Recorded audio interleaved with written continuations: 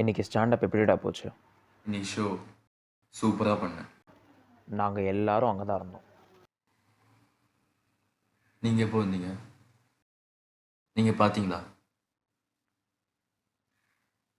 எல்லாரும் சிரிச்சாங்களா? இப்படி பண்ணுவேன்னு தெரிஞ்சிருந்தா நாங்கள் உன்னை சேர்த்துருக்கவே மாட்டோம்.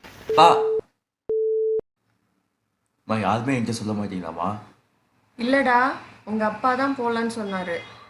எனக்கு அவமானமா இருக்குமா? ஏய், நீ யார் நம்பாகலையா? நான் நல்லா பண்ணுவாங்கல்லையா? உன்னால மற்றவங்களையும் சிரிக்க வைக்க முடியல. ஏய், மற்றவங்க சிரிக்கல.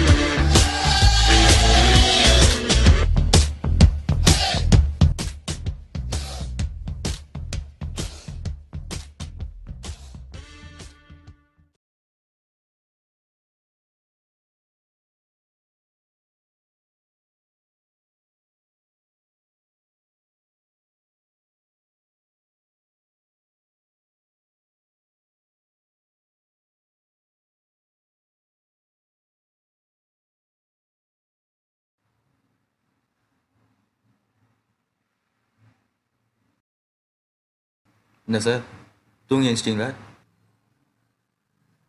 இப்படிலாம் ஜோக் சொன்னால் அவன் சிரிக்க மாட்டான். இந்த மூஞ்சில் யார் ஜோக்கர்னு ஒத்துக்கிறாங்க? ஏன் அவங்க வீட்டில் கண்ணாடி இல்லையா? ஏன்?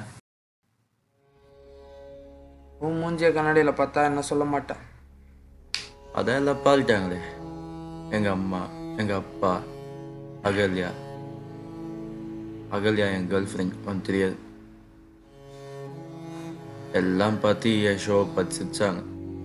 அந்த ஆடியன்ஸ் ஒன்றுமே சிரிக்கல, ஆனால் அவங்க பார்த்து சிரிச்சிருப்பாங்க. இவங்களாம் தேரவே மாட்டாங்க. அசிங்கமாக போச்சு. ஆல்ரெடி வாங்கிட்டு தான் வந்திருக்கியா? என்ன பண்ண சொல்கிற? நான் போகிற ஷோவும் ஓட மாட்டேங்குது, நான் போகிற ஜோக்குக்கும் யாரும் சிரிக்க மாட்டாங்க. நீ ஸ்டாண்டப் பண்ண ஆரம்பிச்சு எத்தனை நாள் ஆகுது? ஒரு 7 மாதம். இப்போதானா? போக எல்லாம் சரியாயிடும். ஆனால் நிலமை மாறாது. என்ன பாரு, ஊரே சிரிக்க வைக்கிறேன், ஆனால் என் வாழ்க்கை சிரிப்பாக இருக்கு.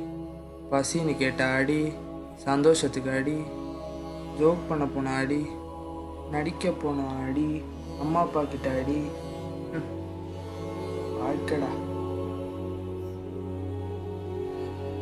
ஒரு ஜோக் பண்ணுறப்போ அந்த இடத்துல நீ ஆடியன்ஸாக இருந்துப்பார். ஆடியன்ஸாக இருந்தால் உனக்கு சிரிப்பு வருதான்னு பாரு. சும்மா ஜோக்குன்ற பேரில் ஏதோ எடுத்துகிட்டு போய் சொல்லணுன்றதுக்கு பதிலாக அதுக்கு உனக்கு சிரிப்பு வரும். அப்போ தான் மக்கள் ரசிப்பாங்க. ஆமாம், நீ இப்போ சொல்கிற ஜோக்குக்கு எல்லாம் சிரிக்கிறாங்களே, நீ ஏன் வாழ்க்கையில் சந்தோஷமாக இருக்க மாட்டேற? அதான்டா ஜோக்கரோட வாழ்க்கை.